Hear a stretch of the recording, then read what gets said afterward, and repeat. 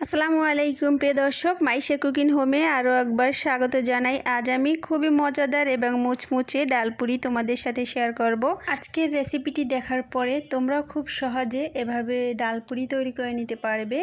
তো ডালপুরি তৈরির জন্য প্রথমে আমি এখানে 1 কাপ পরিমাণে ডাল নিয়ে নিচ্ছি, মসুর ডাল নিয়ে নিচ্ছি আমি।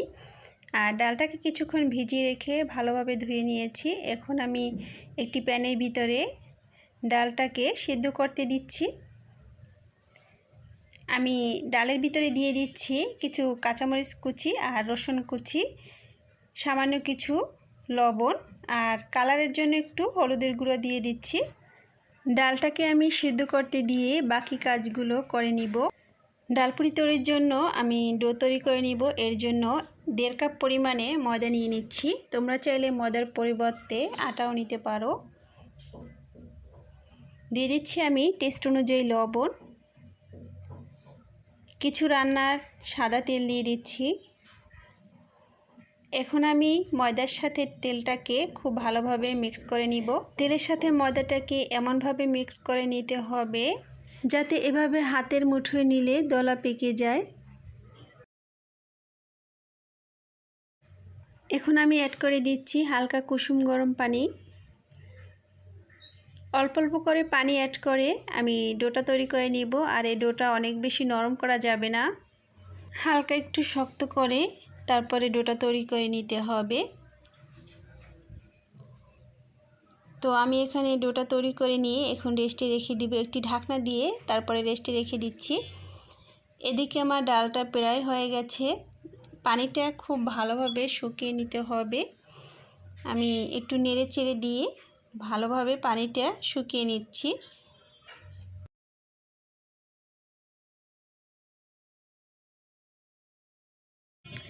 ডালের এক্সট্রা পানিটা শুকিয়ে নিয়ে এখন চুলা থেকে নামিয়ে নিচ্ছি। একটি প্যানের ভিতরে সামান্য কিছু রান্নার তেল দিয়ে দিচ্ছি। আর এর ভিতরে আমি 1 কাপ পরিমাণে পেঁয়াজ কুচি দিয়ে দিচ্ছি। এখন পেঁয়াজটাকে নেড়ে চেড়ে হালকা গোল্ডেন ব্রাউন কালার করে ভেজে নিব।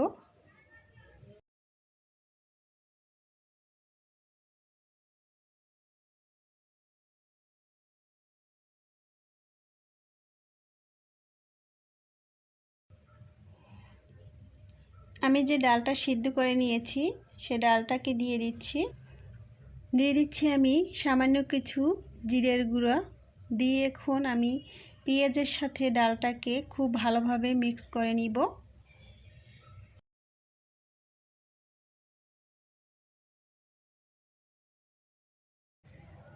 ডালটাকে আমি তেলের ভিতর নেড়ে চেড়ে খুব ভালোভাবে শুকিয়ে নিলাম। এখন চুলা থেকে নামিয়ে নিচ্ছি।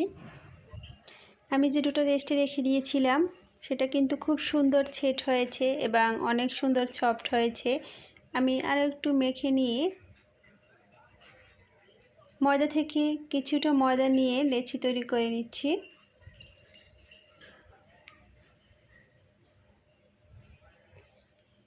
হাত দিয়ে একটু গোল করে নিলাম।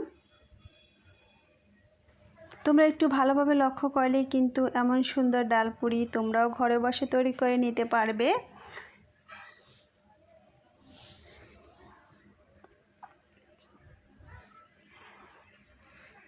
এভাবে বানিয়ে নিয়ে আমি যে ডালটা তৈরি করে রেখেছিলাম সেখান থেকে কিছুটা ডাল দিয়ে আমি ডালপুরিটা তৈরি করে নিচ্ছি।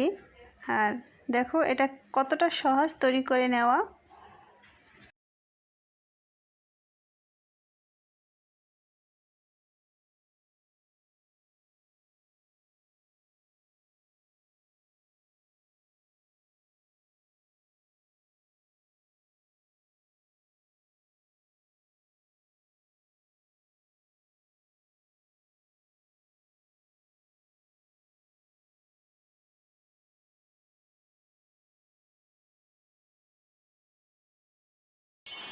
হালকা কিছু ময়দা দিয়ে আমি হালকা হাতে বেলে নিব।